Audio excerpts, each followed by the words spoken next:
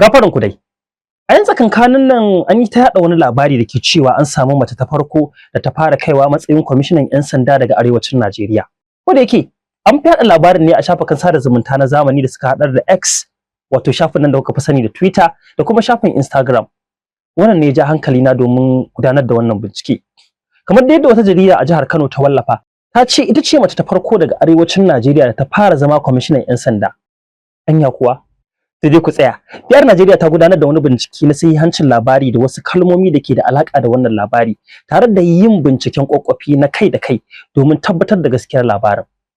Binciken kuma ya nuna cewa akwai mata da dama daga yankin arewacin Najeriya da suka kai wannan mataki na kwamishinan 'yan sanda, wato dai CP, har wasu ma sun wuce wannan mukami. Mu kalli mataimakiyar babban sufetan 'yan sanda a Najeriya, wato AIG Farida Waziri. Farida Waziri guda ce daga cikin fitattun mata wadda ta shiga rundunar 'yan sanda tun a 1965 zuwa 1966, wadda ta kai har zuwa mataimakiyar babban sufetan 'yan sanda na ƙasa, wato AIG. Sannan kuma ta yi aiki matsayin kwamishinan 'yan sanda a sashen lura da laifukan damfara, wadda ta samu gagarumar nasara da ba a taɓa samun kamar ta ba. Daga bisani ta zama shugabar hukumar yaƙi da masu yi wa tattalin arzikin ƙasa zagon ƙasa ta EFCC, inda ta bayyana gogewarta a fannin tabbatar da doka da oda. Farida Waziri kenan. Sannan kuma akwai AIG Aisha Abubakar Baju. Tana matsayin guda daga cikin fitattun mata daga yankin arewacin Najeriya da suka kai har matakin mataimakin babban sufetin 'yan sandan ƙasar, wadda ta fito daga jihar Taraba. An fi saninta da Sarauniyar Mambila. An haife ta a 1971 a jihar Adamawa, inda ta yi digirinta na farko a Jami'ar Ahmadu Bello, wato dai ABU Zaria. A shekarar 1994, wadda ta karanta fannin maganin dabbobi wanda aka fi sani da DVN.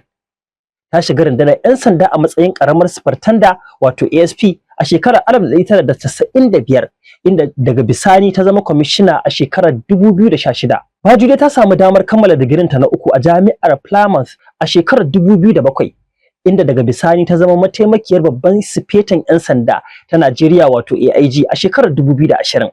Ta riƙe mataimakin kwamishinan 'yan sanda na shugabar sashen dabbobi da ke birnin tarayya Abuja. Akwai AIG Ruda Adetutu Olufun, wadda ta fito ne daga Okene a jihar Kogi.